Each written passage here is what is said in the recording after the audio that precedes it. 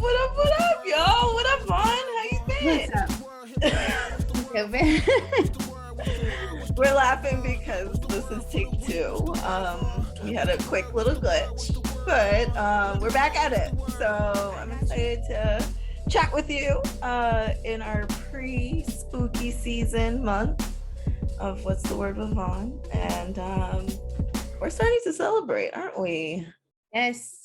Get your hoodies out. Get your layers out. It is time, folks. I know me, for one, I am a fan of layers. I mean, I'm more of a fan of the summer, but the layers, you get the vibes. You get the what's the plaid? Plaid out, Yeah, So I also like the warm colors of the fall, like the browns and the oranges and all that jazz. It's a nice color palette. I feel like September hit and it's just over. It's just Oh yeah, it's fall. I have some pumpkins in my house already. I'm turning into that person. So it's okay. But more importantly, spooky season brings us great films, right? And this is a visual arts podcast. We like to talk about films here because this is a medium we don't necessarily know much about in the making, but we do appreciate. we do binge watch. Yes. Yeah. I've been building up the courage. I usually don't mess with the scary movies. But this was a cultural icon. Oh yeah, I had this. So we saw Candyman.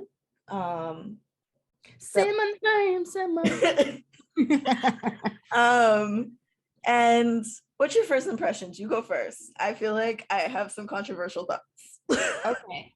So for me, we're coming off of I haven't seen the old ones. Oh. This is straight off of just being a Jordan. Is it Jordan Peele? He was the executive producer. Yeah, he was the executive producer. Just coming off of that energy of just understanding that there's gonna be a mind fuck in here somewhere. I know there's going to be some scary stuff, but I know there's going to be a deeper thought, a deeper meaning into these things. So I'm coming off of that energy and also trying to, work on the courage of these spooky movies. So for me, I enjoyed it. I mean, I feel like there were so many layers as far as just the strength of a Black woman and what she has to go through and the trauma that she grows up with, and it's it's just speaking to me, because it's the men that she chooses in her life and just, I don't know. So there's that part. Then, the obvious of the police brutality and us versus them type of thing that was brought up to surface. I enjoyed that. And then just the acting. I mean, I give the movie 9 out of 10. There was some little parts that didn't connect too well. But yeah, maybe you could speak on that one. I was just like, we'll get back to that. Okay, I can overlook. You're lucky I can overlook that a little bit because all this other stuff was good. But I enjoyed it. I'd have to say, if I had to pick my favorite part, I don't know, it's so random, but it's when he went to the critic's house, that lady's house, and how she was really talking shit at the first show. She thought she knew something about the process of gentrification. She really thought she did. And as a white woman talking to a Black artist, trying to talk down to him as an artist, saying that he is the problem being an artist, is the problem of gentrification, when in actuality, yes, artists are the first wave of gentrification. However, that is a system that was built around them. It is not the artist's actual power that's doing that. But I to sing a different tune, and I was like, oh, okay. And then when he was like, I dare you sing, I was like, say it. So I was very excited to see this movie. I'm a fan of the past Candyman and the Books of Blood, but and is also directed by a Black woman, which I was very excited to see. So I'll start with the pros and then I'll go into the cons. Let's do that. We'll go in happy and then we'll discuss. So the director is Nina DaCosta. She is, I think, the first Black woman to have a #1 like movie in the country, which is redonkulous. So kudos to her, and I won't take that away from her at all. It was also produced by Jordan Peele and some other folks. I don't know who they are. And it is a part of the Monkey Paw production. So obviously I'm so into Jordan Peele and his work that I had to see it. Yeah. I did watch it at a drive-in, so it gave me a different kind of like feel. It was cute. It was very spooky, you know. I love the aspect of the Black art, you know, the aspect of it felt very much in the art world. It was very much them, you know, bringing up like kind of little tidbits of what it's like to be an artist and what it's like to kind of navigate through the art world. So in that way, me and my partner were laughing because he's a painter. So the two of us were kind of like, in that way, it was very entertaining for us. And I think that it would be very entertaining for many artists in that way. There was a light aspect to it. There was definitely that, but it felt like the first half of the story was very like kind of build up. And then like the second half was, you know, where the action started happening. And this is, I guess, where I get to my critiques. Was a little disappointed that they never truly showed a murder. It felt like you saw some of them in the reflection, you saw the after effects, but you never saw things in the process. Wait, what do you mean? It was like you could see the feet of people and then they would drop to the ground. You would see like when the first girl got killed in the gallery, you saw her like him go, but you didn't see actually the Candyman. You saw like just like it wasn't a full shot. Right. You didn't You're get pushing it. You didn't get the full feel, right? No, that was perfect. Yeah, we don't need to see that. No, I think you do. I think you need to see some of it. Two, this isn't necessarily a critique, but it is an observation. Okay. Candyman only killed white folks. Now, I'm not saying that's a problem. I think that's fine. No, he killed that Black girl. He killed his sister, remember? Oh yeah, disclaimer. If you saw the movie, we're killing it for you right now. Yeah, we're killing it. Killed his sister, remember? Oh yeah. The little girl in the bathroom. That is true. But that was like the old one and not the new one. No. That was the one back in the day that he knew about. You're right. But it felt like all the like recent kills in the movie were all white folks. Not to say that that's a bad thing. Okay. But that's a message though. Yeah, no, that was a message. But then like you said, there was a lot of things that were just gapped and missing, right? For instance, when, you know, when Yaya, right? That's his name, right? Yeah. When Yaya just becomes Candyman.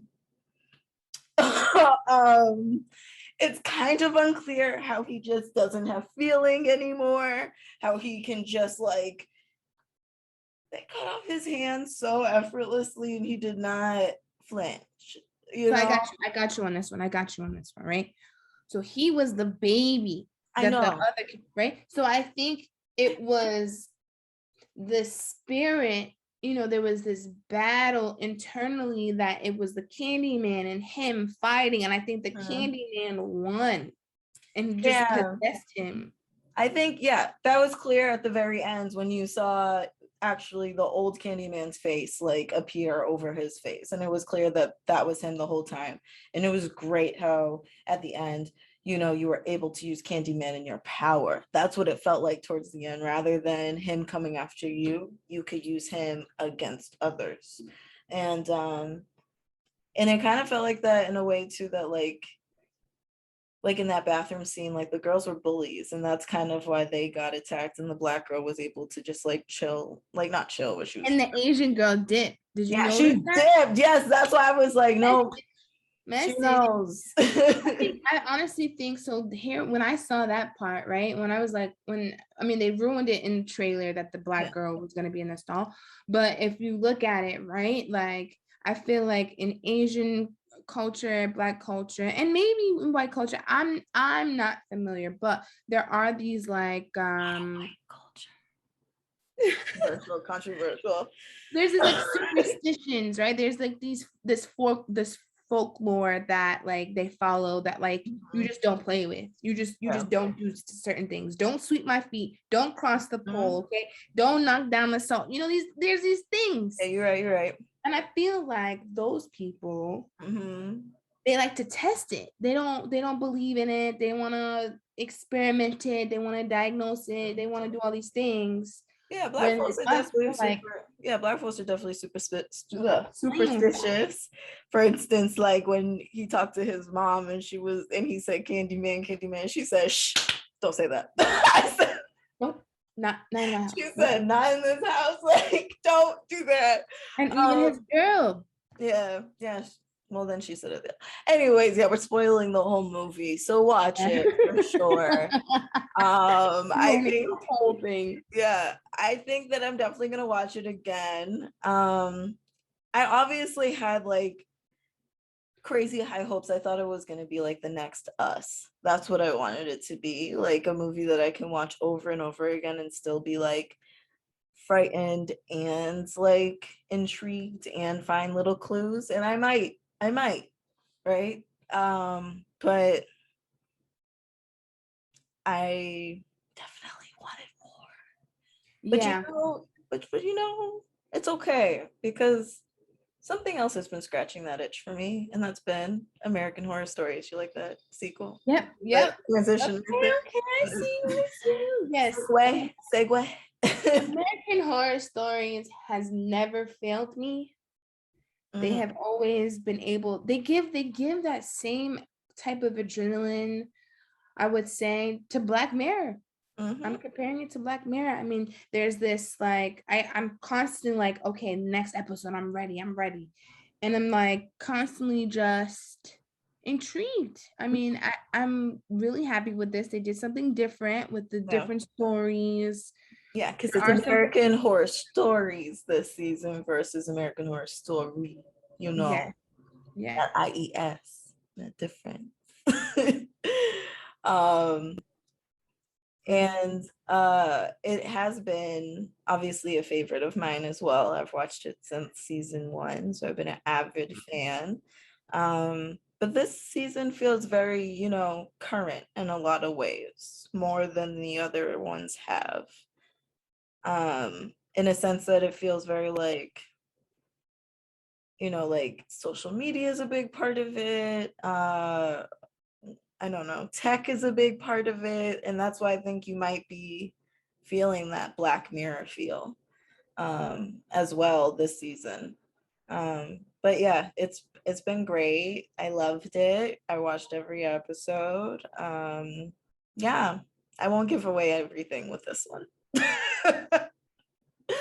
But I think it was a great season so far. And I think yeah, it's great. It's been great so far. Yeah, it's been good. You mentioned that you saw your movie in the drive-in, and we talked about that episode.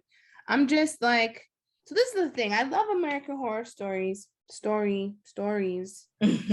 they low-key, they have ruined a couple of things for me.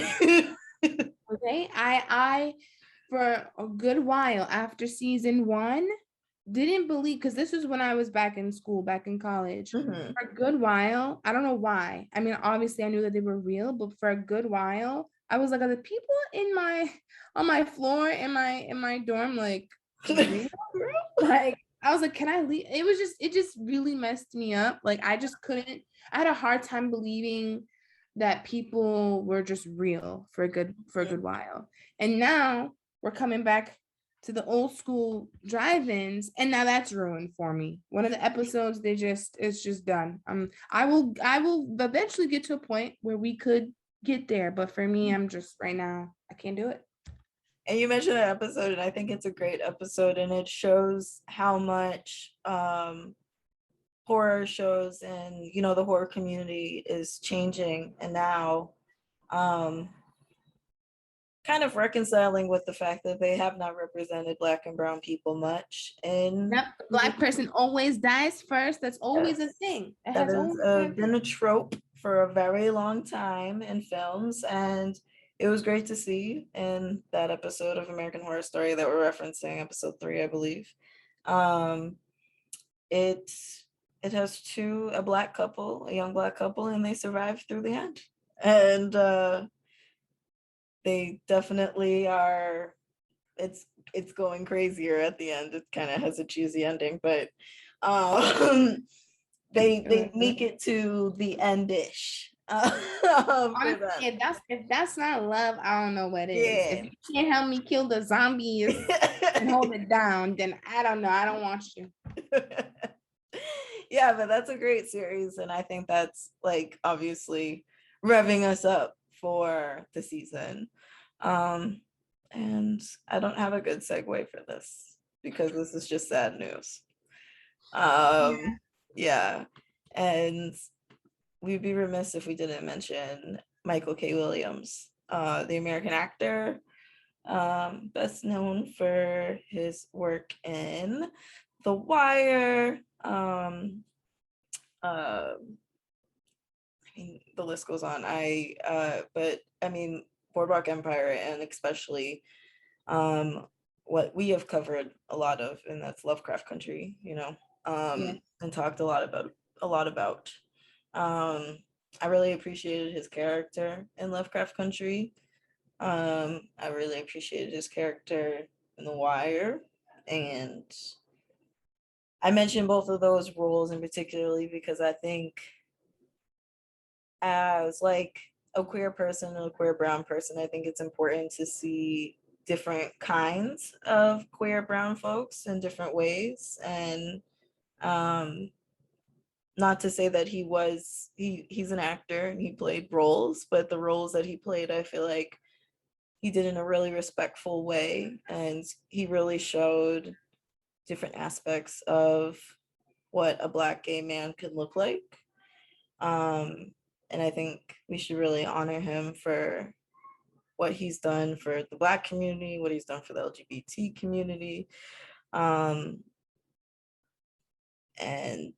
yeah, his work. I mean, the thing is, for me, when I watch a movie, I look at so many different aspects of it, camera angles mostly. I'm always like, how do they get that clip right there? But when I look at the actor, right, I always look at them and I'm like, I really believe that this person is who they're playing. Like, even when they're out of the movies and you see them like at the award show or they're doing a post, like, you know what I mean? I could see them as that character. I mean, different characters, but like, you think of Michael K. Williams and you think good actor.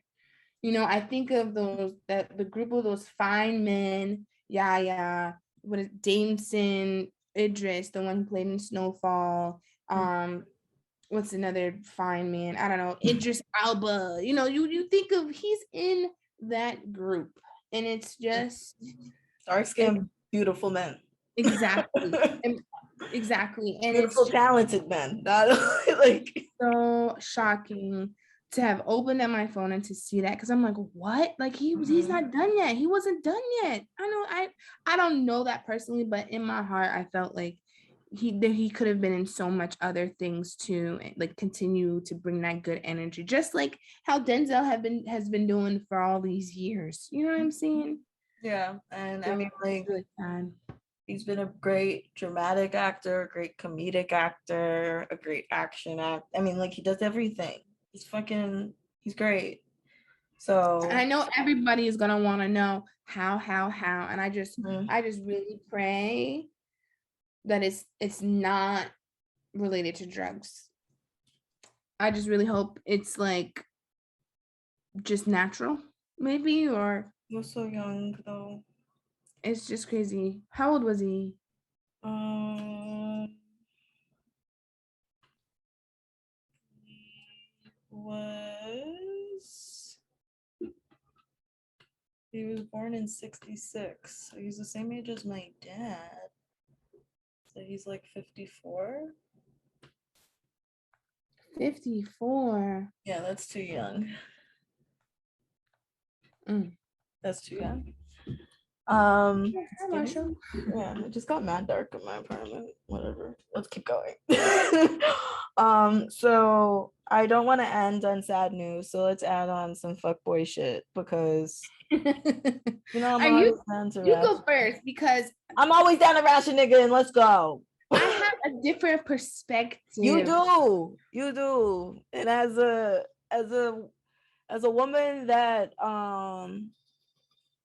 I believe in monogamy. I'm sorry. Like I'm a jealous bitch. If I'm the only, I need to be the only one. I just can't do that. I don't have the brain capacity for anything else. Like I wish I could be poly or something, but like it's just not for me.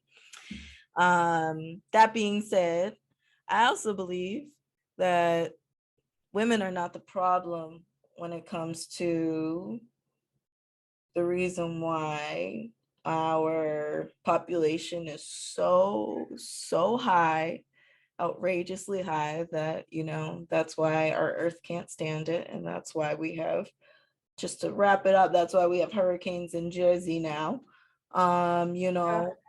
It's because we have too many fucking people on this planet, and the reason why we have too many fucking people on this planet is because of whom? Men. They are solely the reason. Guess why? A man can have sex with 100 women over 100 days and get 100 women pregnant and produce 100 babies. A woman can have sex with 100 men over 100 days and she could only possibly have one pregnancy during that year, really. Yeah. So that being said, I mean, dang, when you say it like that, I mean, men are the problem. And to think that having a child with one woman is a Eurocentric way of living is honestly, like, it sounds primitive. And I don't use that word in a light way.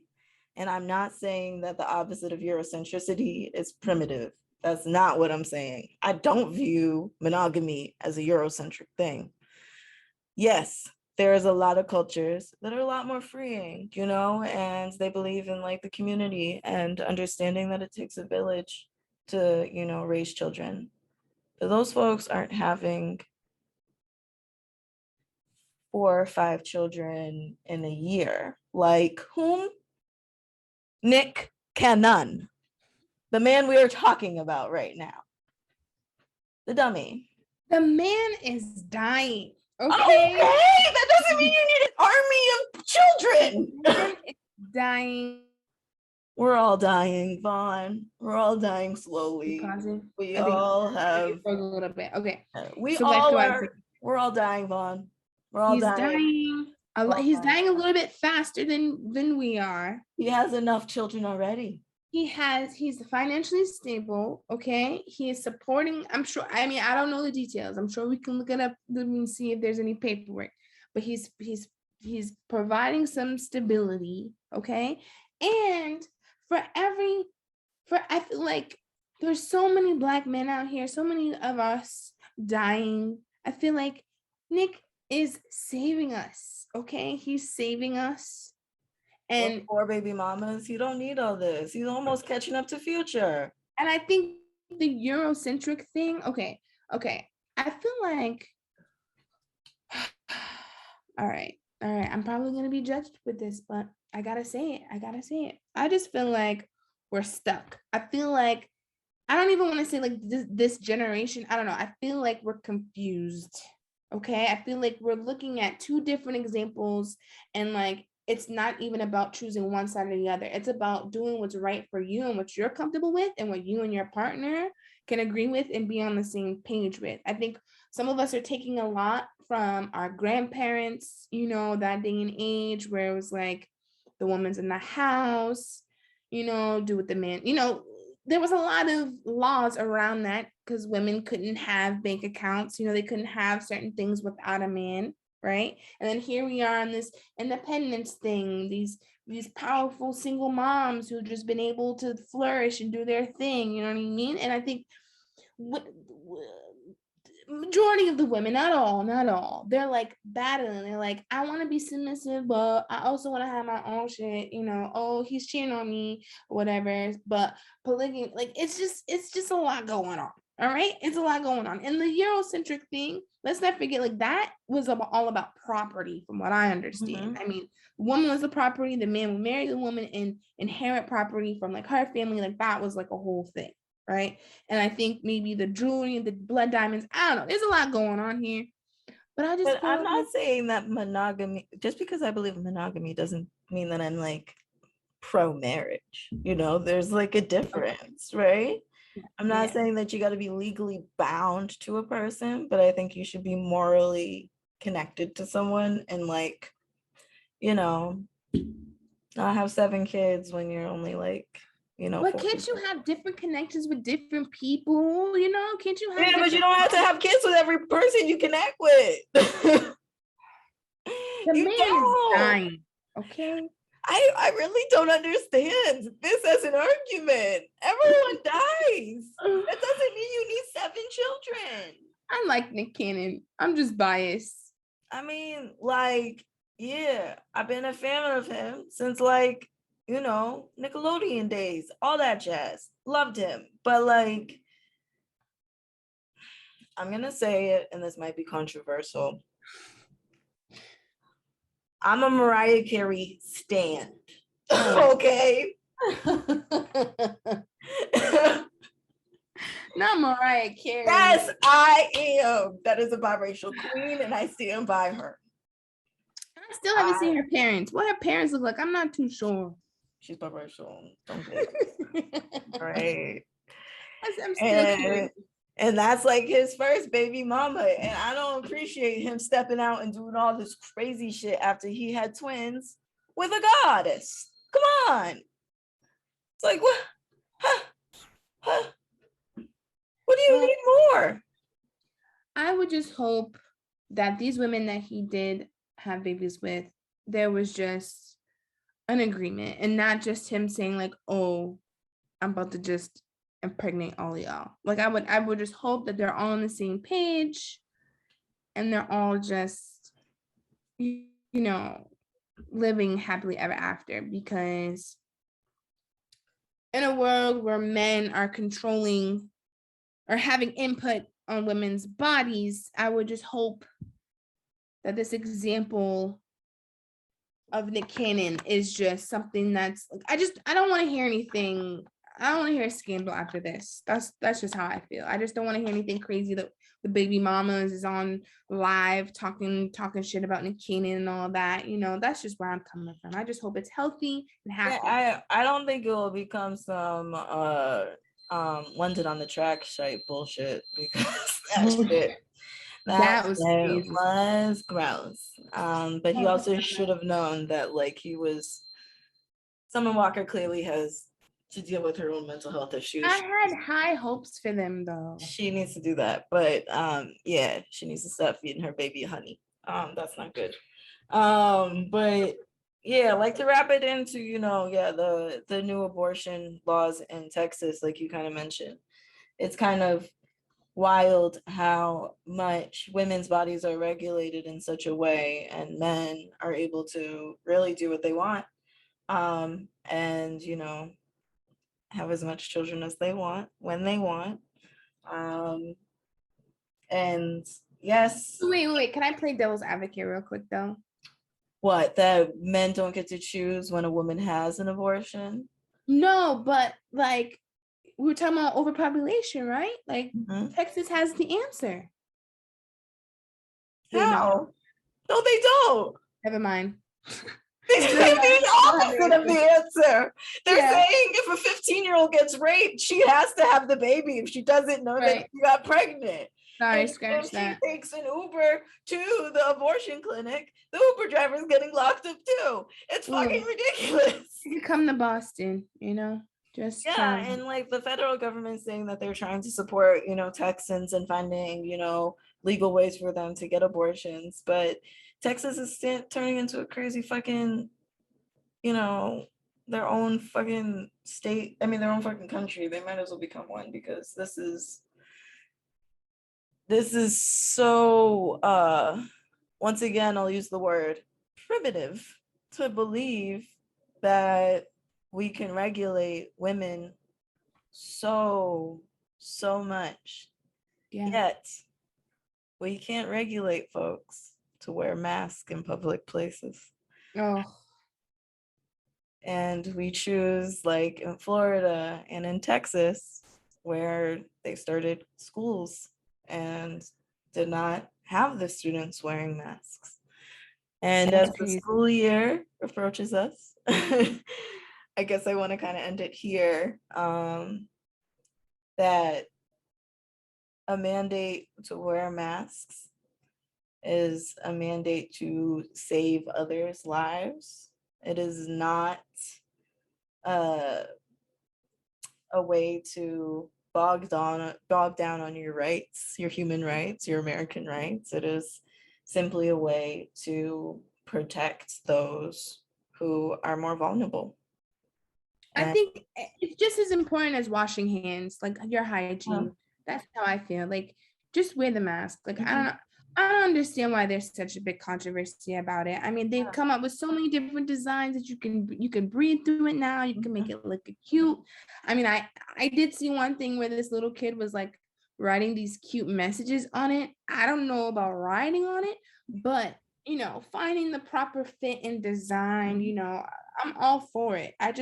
I'm shocked. I was just telling my mom actually that I can't even believe that like colleges are like moving kids in. Like kids are like coming from countries and all that and like living together. oh, girl, as a Mission Hill resident, baby girl, I've been stressed all this week as college students have been moving in and out of Mission Hill. They have trashed our neighborhood.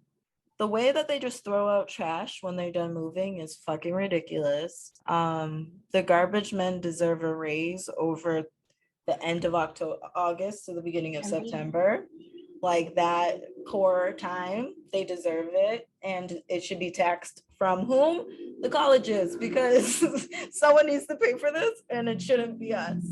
I think I talk about this often that I feel like a lot of college students are, an infestation on our communities. And I think a lot of them need to stay on campus. Like I said, these colleges are getting too big. They're owning way too much of our cities. There's ways for them to spread out and without, buying up historic buildings and doing all these other things that they continue to do. And as an employee of a college not too far down the street, Just laying it on them.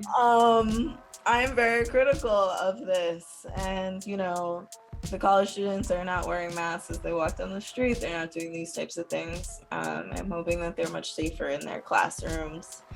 I know I will be on my students as they start on Thursday, making sure they wear their masks, but also making sure they feel comfortable in the classroom, and that's number one. I know a lot of our students are just not comfortable during this time. Some of them might be really comfortable. Other ones might be having panic attacks until Thursday, even on Thursday, a lot of them are scared. They don't want to do this. I'm just glad I'm out, man, because honestly, I'd be one of the students that have anxiety. Like I just completely. All of the social events, like all of the things that like built around physically being around other people and like having that connection with your friends and with your professor, those one-on-ones and like all of that. I can't.